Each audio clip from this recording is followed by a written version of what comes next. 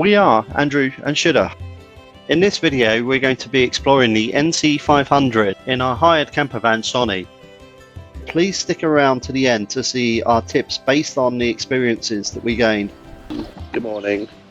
Today we're sat outside the camper van which we've hired, and we're taking the week to go around the NC500. It's recently become one of the things on my bucket list to do. How good van life is for the week before we then decide to purchase and build out our own camper van. And in Nig we'll be able to see that sea mermaid. Oh, I don't believe in mermaids. You don't? No. Okay, it's for you then. You've got a lens cap on, by the way. No, I don't. I was going to say made you look, but can't fool you. Just about to eat breakfast that Mrs. Flax cooked over here. And give it a 5 out of 10, probably. Oh gosh. Presentation's not all there. Oh gosh. Try yourself then. Try yourself. Looks awesome. It does look awesome. She needs to wash her hair, the mermaid. It's not often you see fishes on grass.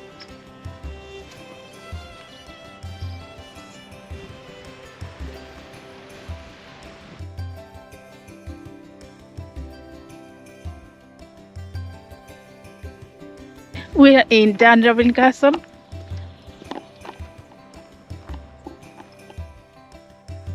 With 189 rooms, Dunrobin Castle is the most northerly of Scotland's great houses and the largest in the Northern Highlands.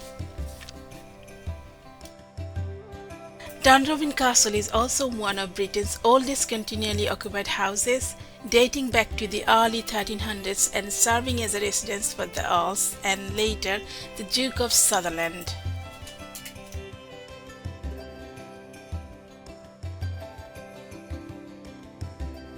Please like, comment, subscribe and ring the bell.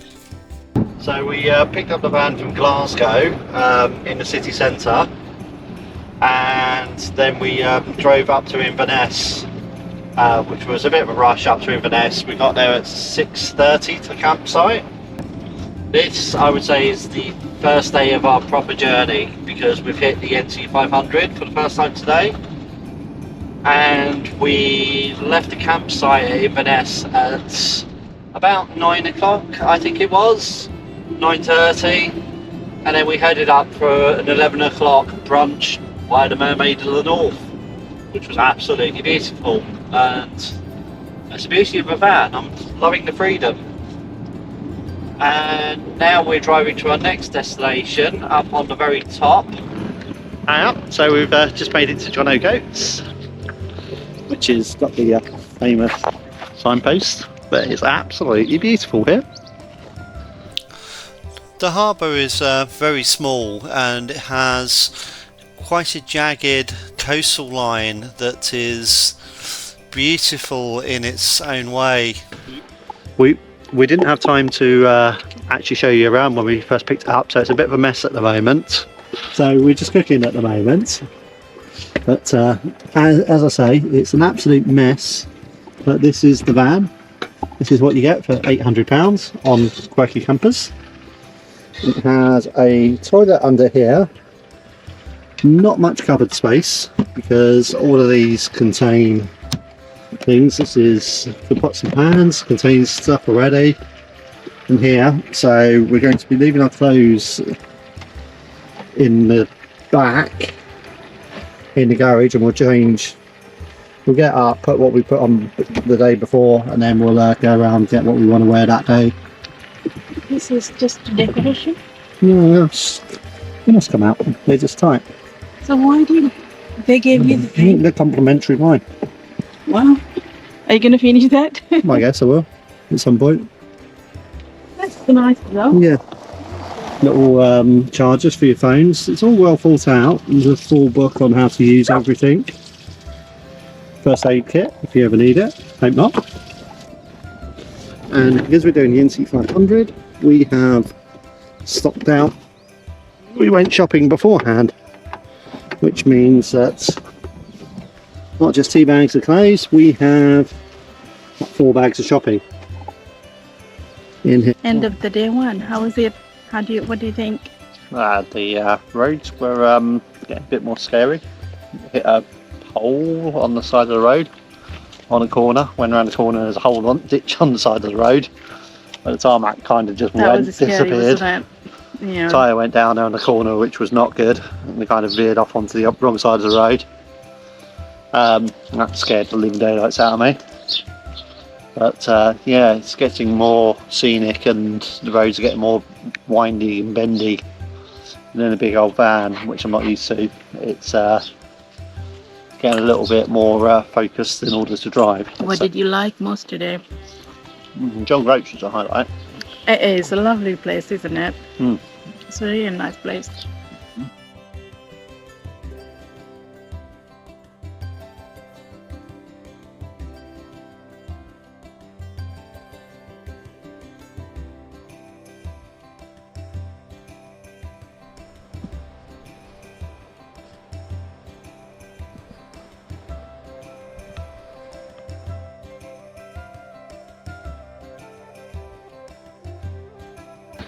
Just at the zip wiry place.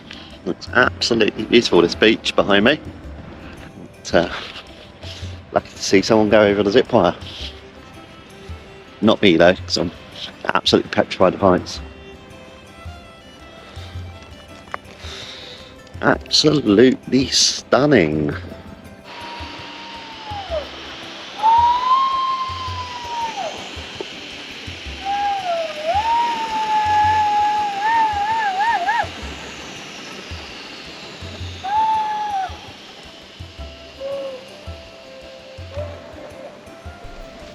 What do you think?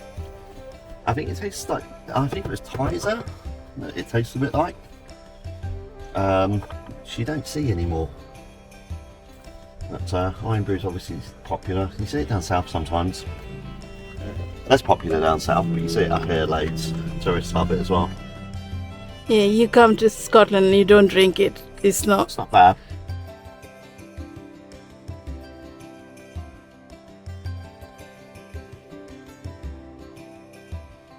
Just the car, it just wait about half an hour for it to come past in Newport St. James.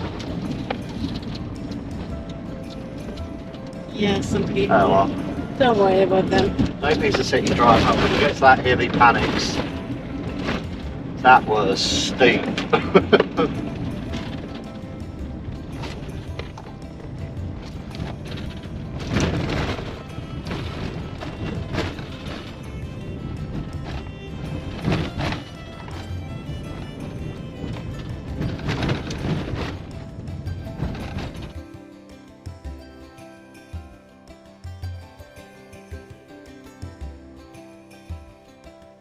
Smoo Cave at Inverness in Sutherland is the largest coastline cave in the British Isles and has provided shelter for thousands of years. More than 5,000 years ago, Smoo Cave is believed to be a Stone Age shelter. No settlers gathered to repair their boats when fishing for herring.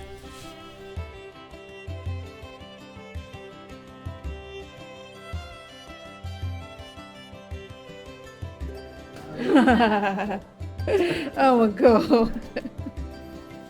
Oh. You want this little bit warmed up, the top is okay. Oh, it really so nice. Thank you so much. There's a food truck. He was just setting up, and just before he set up, he was chatting to us, and he told us that we had to go to Coca Mountain. So it was good, and it was well worth it. If you go to Coca Mountain, definitely get the chocolates as well, because you get a deal with hot chocolate with 4 different types. 4 chocolates, or you can get 8 chocolates. The croissant was nice. Croissant. Don't try and put it apart with your fingers when you first get it. It was like molten lava. But that just sticks to your fingers.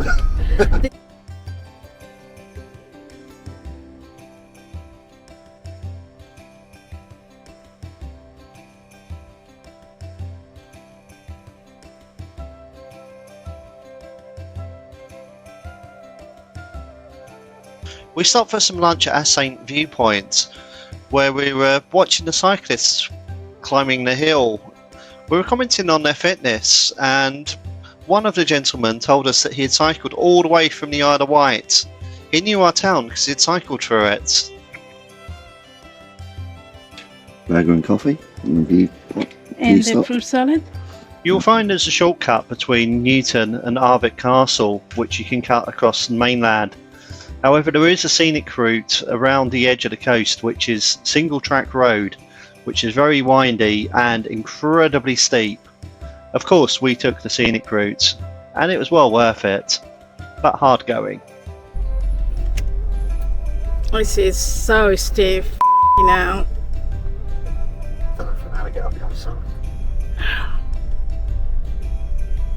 Oh my god, look at that. Look at that road.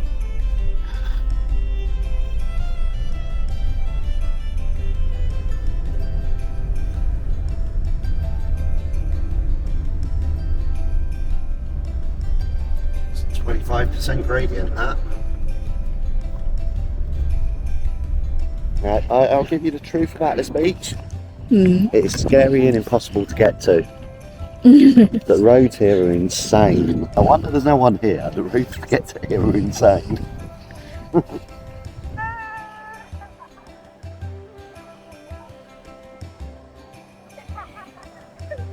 You running away from her?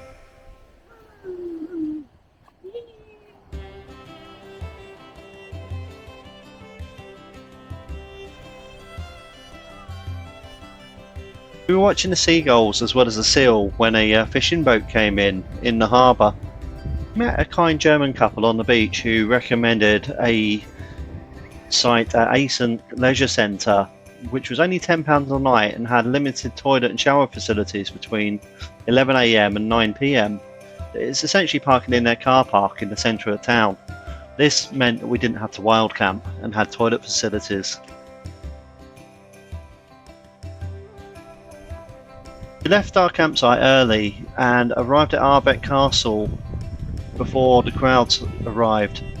We were lucky enough to be treated to deer roaming around the castle grounds, 3D roaming across the moors, of course.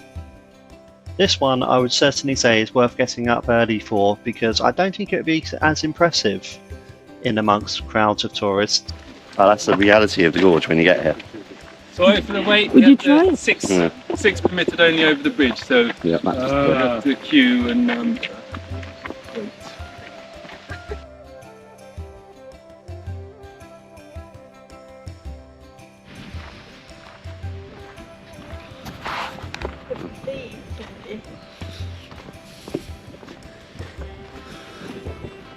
Wouldn't think this is Scotland, would you?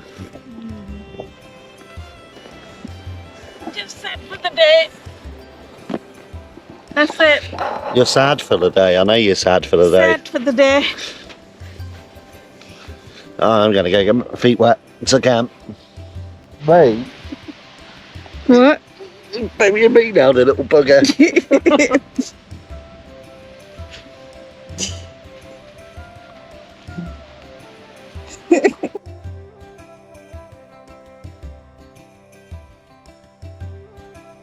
The viewpoint at the top of the road is absolutely breathtaking.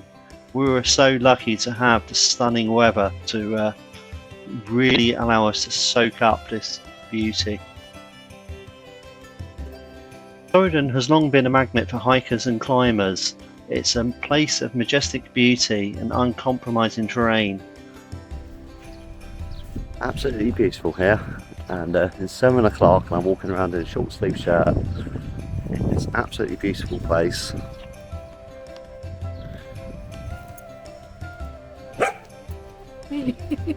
Why did he jump?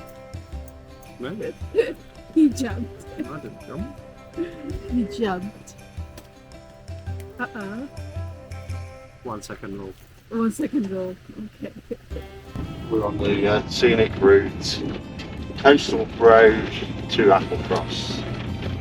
So the start of the single track towards Applecross.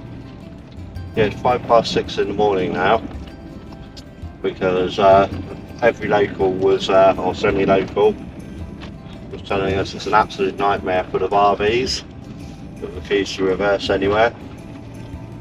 So you just get super stressed out and you don't enjoy any of the route at all, or the scenery. As if you come this time of day, you don't see a single car. Again, for being an early riser, we were rewarded with a stunning view of seeing deer roaming on the beach. This is something I'll never see again, I'm sure. By slowing down and enjoying the ride, we were able to see plenty of wildlife, along with local sheep in the road, of course. I even saw an owl.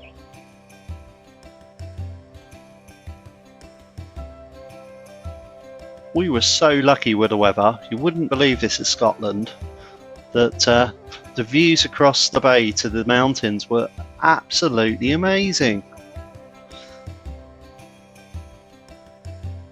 When we reached Applecross itself, we were a little bit confused because there was no NC500 specific sign. After missing the turning, we asked the local and did a quick U-turn in the town, and then we went up through the Applecross Pass. The pass itself is not suitable for large vehicles or caravans because it's very narrow and incredibly steep up over the top of a mountain. Not sure. Let me go down. Applecross Pass. This is the place, people. You need to go back, people go back.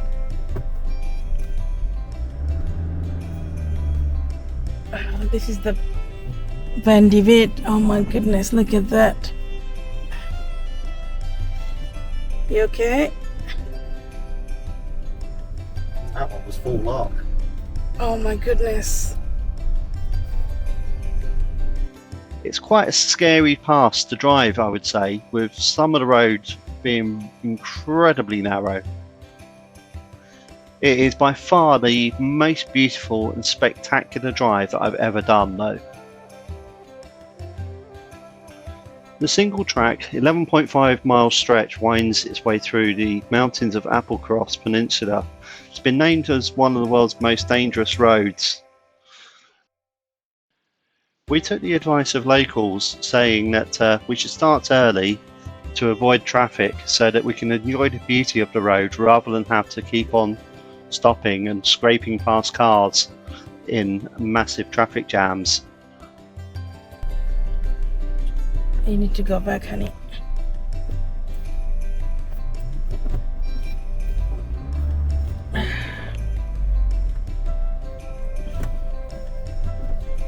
That's a 3-point turn on You it, need to isn't go it? back again. You okay, Andy? All good. I've never had to do a 3-point turn going down the road before. Come on, go. Tell me to go down. Take it. Tell me to go down. There he is. We met a tiny bird that refused to move in the middle of the road.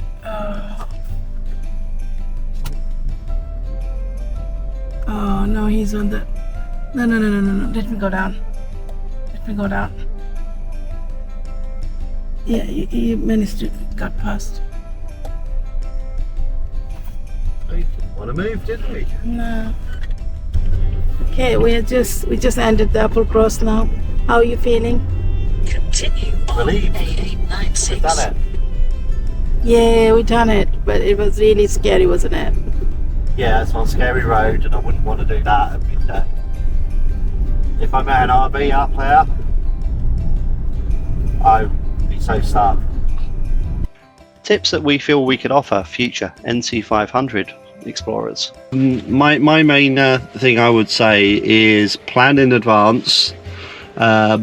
Don't expect to be able to just look things up on the fly using your mobile phone No signal. as you're used to, because of lack of signal in a lot of the areas, and just take your time and enjoy it. And the other thing is that the thing that we probably did wrong was We planned too many campsite stops, whereas we should have just stopped when we wanted to and wild camped a lot of the area. After John O'Groats, it's very easy to wild camp all the way around till you get Applecross. to the other side of Applecross. Yeah, especially if you're coming from Europe or America on a holiday, or you're a nervous London driver. Don't hire a massive RV and drive around on those single tracks, because they're going to be quite hard. Yeah. Plan appropriately for the size of your vehicle which you can drive, because the roads are quite narrow. The only other thing I would mention were the midges up in the north of Scotland, because we got up early morning a few times.